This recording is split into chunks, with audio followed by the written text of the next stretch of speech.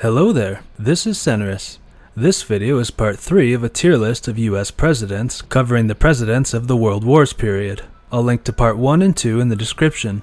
First off, I've decided to knock John Adams down a peg to C tier. Compared to the other founding fathers and presidents in part 1, he deserved a high spot, but as more presidents that did a lot of good for the country have come up, I don't think he earns a spot in B tier. He can chill with his son.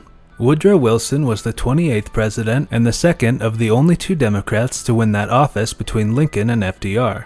Wilson grew up in Georgia and went on to become a scholar, earning his PhD in political science from Johns Hopkins and later becoming the president of Princeton. He later became the governor of New Jersey until he won his presidential election in 1912. His first priorities as president were a series of economic reforms, including lowering the tariffs that had been high for the past few administrations, starting the income tax system that we use to this day, and, trigger warning for any libertarians that are watching this, creating the Federal Reserve, aka the US Central Bank. 2 years into his presidency, some Serbian guy who was on vacation in Sarajevo got mad at a guy with a funny hat, so he shot him, pissing off a bunch of Europeans, Russians, and Ottomans, leading to the start of World War I.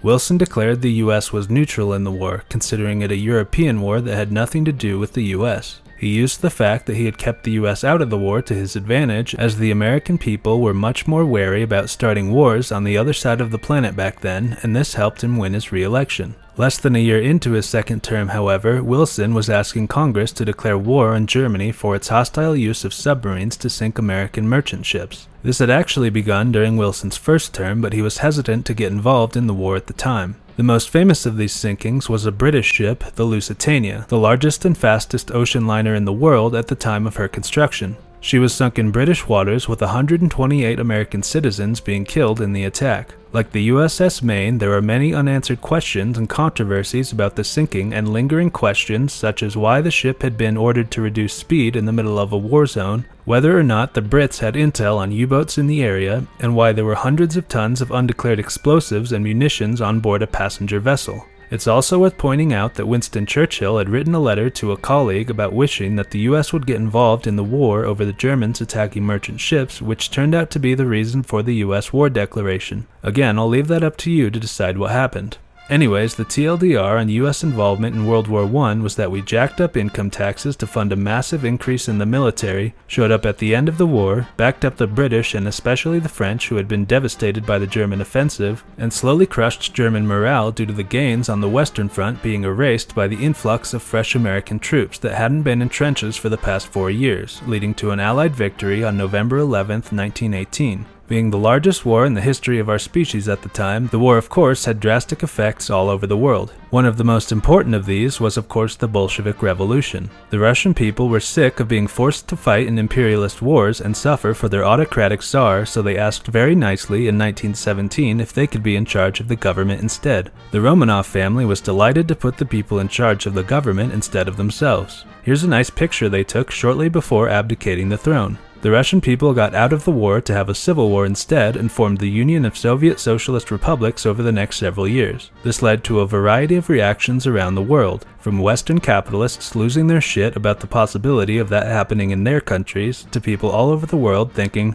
hey, that seems like a good idea, we should try that. In the US, the reaction to the revolution manifested as the first Red Scare. Basically, American elites and capitalists were terrified that the American people would ask them nicely if they could be in charge and didn't want that to happen at all. So they had the Justice Department carry out the Palmer raids to hunt down and arrest and/or deport socialists and suspected socialists. Over 10,000 people were arrested, including Eugene Debs, and over 500 were deported, including everyone's favorite anarchist power couple, Emma Goldman and Alexander Berkman. Besides the horrific Red Scare, several other notable events happened towards the end of Wilson's presidency. The League of Nations, an international organization created with the help of Wilson and the intention of creating a lasting world peace, was formed. At its height, 58 countries were members in the organization, although the US was never one of them due to the inability of the Senate to come to a compromise and Wilson's unwillingness to play ball with the Republicans. The Republicans had gained control of the Senate in 1918, giving them leverage in the negotiations, but Wilson refused to work with them at all, going as far as to not involve them at all in the Paris Peace Conference at the end of the war.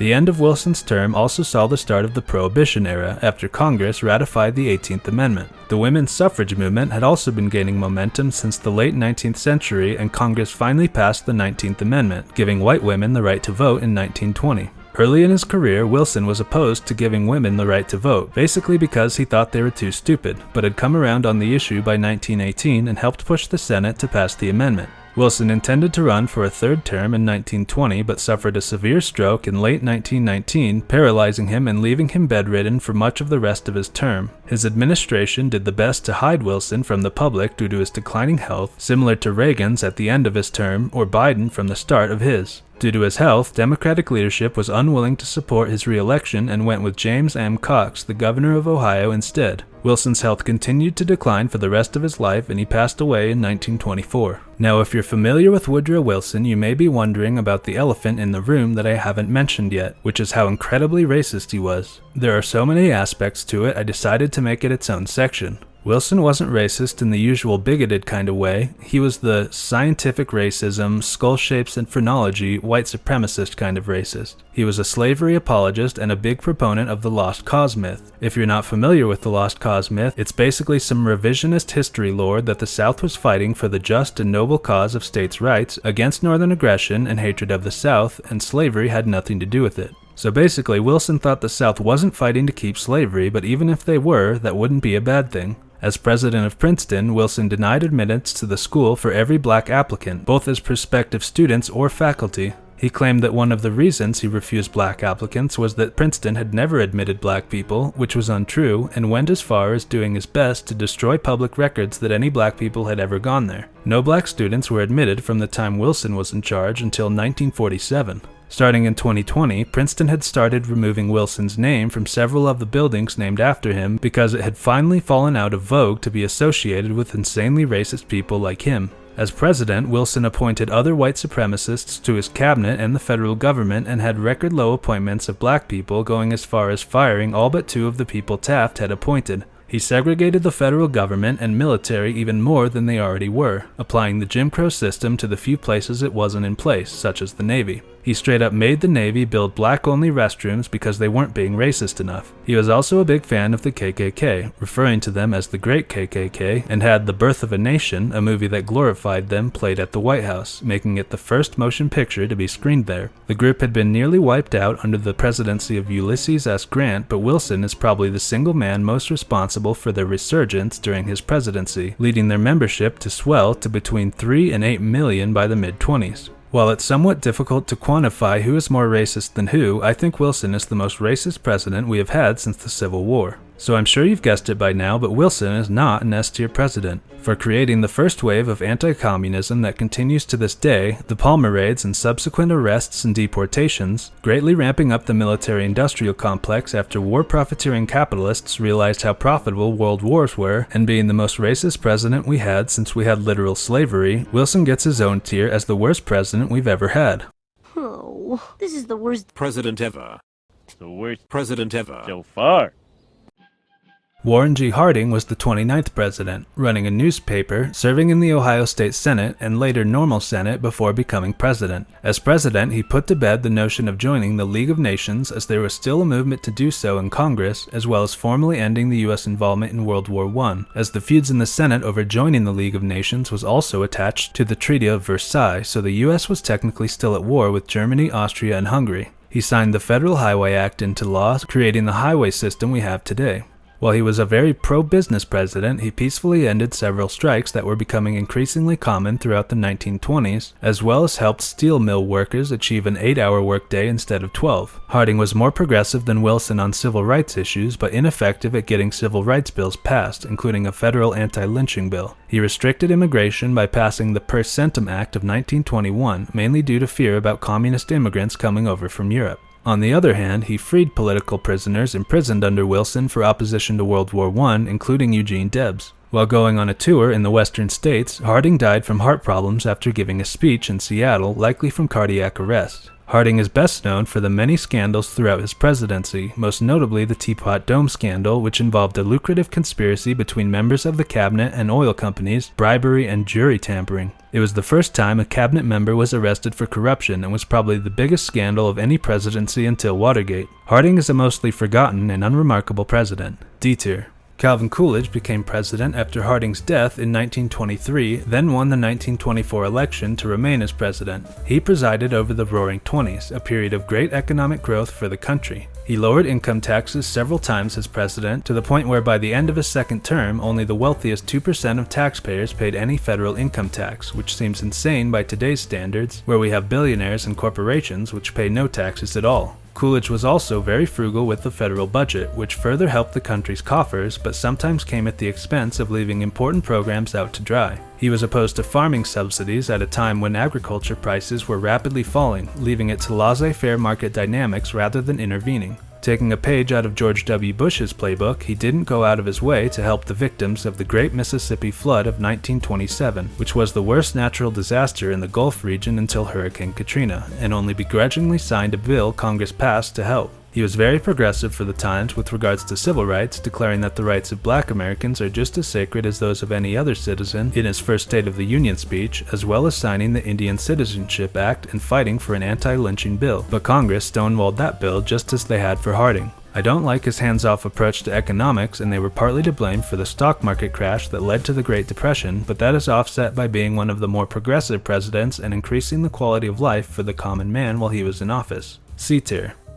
Herbert Hoover became the 31st president after Coolidge declined to run for a third term. He had served as the Secretary of Commerce under Coolidge and was active enough in that role to have name recognition by the American people, which is unusual for cabinet secretaries both then and now, and helped him attain the presidency. Without looking it up, do you know who Biden's Commerce Secretary is? Hoover had a fiscally conservative philosophy with regards to federal spending similar to his predecessor. This became much more of a liability to him than Coolidge, however, as when the stock market crashed a year into his presidency, he was completely opposed to using the federal government to mitigate its effects until years into the Great Depression. One of the main causes of the Depression was rampant speculation that drove stock prices far above what they were reasonably worth. When these prices crashed, he bailed out businesses and banks, the very groups of people that had caused the problem. If you're old like me, then that might remind you of Obama's handling of the 2008 financial crisis. If you're a Zoomer, then think of it like the NFT market. You had dumbasses paying $50,000 on ugly cartoon monkeys hoping they find someone dumber than them to pay even more for it, and then the market for them crashed and they had lost their child's college fund. Herbert Hoover is like the people who look at all that and think the solution is to buy the dip. Eventually, in 1932, when nearly a quarter of the country was unemployed, he finally did start using the federal government to help, but most of his programs turned out to be half measures. Hoover limited immigration even more than Harding and went further than that by prosecuting illegal immigrants already in the US, particularly Mexicans. That probably sounds familiar to past presidencies, as Hoover was deporting hundreds of thousands of people just as Biden, Trump, and Obama have done. Unlike those modern presidents, however, over half the people deported were natural-born citizens. This deportation became known as the Mexican repatriation and involved as many as 2 million people through the 1930s, making it the largest mass deportation in US history and competing with some of the largest in the history of the world. Another word for forcibly removing 2 million people is ethnic cleansing. Hoover wanted to strengthen the appeal of the Republican Party in the South, so he removed several black members from their leadership positions in the party, as well as nominated a racist Southern judge to the Supreme Court to appeal more to the Democratic Southerners. This backfired, however, as the judge was rejected in the Senate due to intense opposition by the NAACP and labor groups, and he pissed off enough black people for them to become a major part of FDR's New Deal coalition during his re-election campaign, as well as accelerating the realignment of the parties over the next few decades. By the end of his first term, he was a historically unpopular president, and he got blown the fuck out by FDR in his re-election, losing the electoral vote 59 to 472. I don't have anything good to say about this guy, and he is almost bad enough to get his own tier, but I'm going to place him at the bottom of F tier. Now we come to Franklin D. Roosevelt, a man who was so popular as president that the country elected him 4 times, the most of any president. He is known for doing many great things, such as pulling the US out of the Great Depression, his New Deal agenda, and showing up for a victory lap in World War II after the Soviets had done the heavy lifting. Roosevelt was of course a member of the Roosevelt family, just like his distant cousin Teddy Roosevelt. The family was still very powerful in New York politics, and FDR was on the trajectory towards the presidency from a young age. He graduated from Harvard, then attended law school at Columbia, and became a lawyer in New York City and later a state senator. He contracted polio in 1921, which paralyzed his legs, and he relied on a cane or wheelchair for the rest of his life. This didn't slow him down, however, as he became governor of New York a few years later and challenged Herbert Hoover in the 1932 presidential election, winning in one of the greatest landslides of all time. Combating the Great Depression was the main focus of FDR's early presidency, and his New Deal program, which consisted of massive public work projects and financial regulations, was designed to do just that. Both the economy and the general outlook for Americans recovered significantly during his first term, with help from the many new programs that were created, such as the Securities and Exchange Commissions, Social Security, and the National Labor Relations Act, among others. This led to another landslide in his re-election in 1936. He continued the New Deal policies into his second term, and by the end of it, the Great Depression was effectively over. Of course, one of the main causes of it ending was the breakout of World War II in 1939, as the entire world saw an unprecedented full-scale mobilization of their economies towards the war effort. The causes of the war were complex, involving the rise of fascism in Europe in the 20s and 30s, the Spanish Civil War, tensions between Imperial Japan and its neighbors in China and the USSR, among others, but mostly boils down to strongmen like Mussolini, Hitler, Hirohito, and Franco all popping up in the 30s and decided they want to subject as much of the world as possible to their imperialism. The war officially began when Hitler, the leader of Nazi Germany, invaded Poland on September 1, 1939, which quickly led to battle lines being drawn across Europe. The British and French declared war on Germany 2 days after the invasion, and 2 weeks later the Soviets invaded Poland as well, seeking to annex eastern parts of the country according to borders agreed upon in the Molotov-Ribbentrop Pact, which partitioned Poland and the Baltic states between the USSR and Germany. The peace between the Soviets and Germans was short-lived, however, as both countries were expecting the other to betray the pact by 1940. In the spring of that year, Germany invaded Norway, Denmark, France, Belgium, and the Netherlands. France became the main battle zone in the Western Front, with the British and French attempting to hold the line there, but the continued losses led the Brits to begin evacuating. If you've ever seen the movie Dunkirk, that's what that is about. By June, most of the British troops had retreated, and on June 10th, Italy declared war on France and Britain and invaded France, leading the Germans and Italians to take Paris within days, and the French signed an armistice with Germany, leading to its occupation. The US, which had been affirming its neutrality in the brewing war since the mid-30s, had managed to stay out of the war but was giving strong financial support to the UK, which was soon to become the main target of the German offensive. This was the first war in which airplanes played a major part, and the Germans began bombing the UK to try to force them to sign an armistice. The Battle of Britain lasted into the fall of 1940, and while the Germans devastated the country, destroying many factories and aircraft production facilities, as well as indiscriminate bombings of civilian populations, the Royal Air Force managed to repel the larger Luftwaffe. This became the first major defeat of German forces in the war, and also managed to influence the Americans' views on the war, most of whom thought the defeat of Britain was a foregone conclusion. While the Battle of Britain was still going on, Roosevelt won his third term, making him the first and only president to do so. The majority of Americans were still opposed to U.S. involvement in the war, and Roosevelt promised the U.S. would stay out of the war in his 1940 campaign. The war continued, with Germany, Italy, and Japan formally uniting as the Axis powers and battling for control of the Mediterranean, North Africa, Egypt, and Yugoslavia. They eventually turned their sights on the Soviet Union, as Hitler saw Western Russia as part of his plan of Lebensraum, an idea he got from the American Manifest Destiny.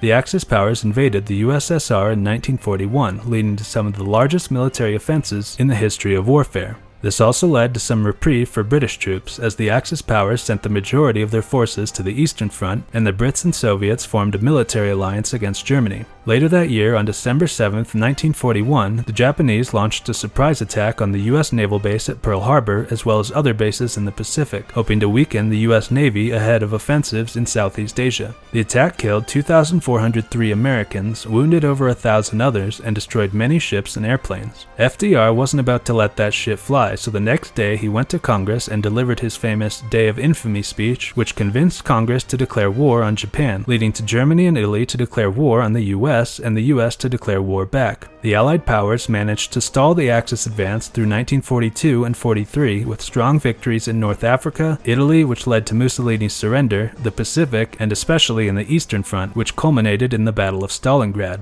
This was the bloodiest battle in the war, with an estimated 2 million casualties and the destruction of Germany's 6th Army, which was up until that time their most decorated army. This became Germany's greatest defeat and marked a turning point in the war, with there being little hope left that Hitler could take Western Russia and devastating morale among the German people. This had the opposite effect of the people of Europe and the USSR, who now believed that the defeat of Hitler was now inevitable and that Stalin was a hero that had saved Europe. There are a lot of cool moments of FDR, Churchill, and Stalin being bros, but one of my favorites happened when the King of England commissioned the creation of the Sword of Stalingrad, an epic-level sword for Stalin after the battle. It was presented to him when the three leaders met in Iran in 1943 to finalize plans for D-Day. Churchill gave Stalin the sword, telling him, "I am commanded to present this sword of honor as a token of homage of the British people." Stalin kissed the sword and showed it off to Roosevelt, who drew the sword and said, "Truly they had hearts of steel." The Allies carried out Operation Overlord, the plan to retake France and crush Germany on the Western Front in the summer of 1944, starting with the invasion of Normandy on D-Day.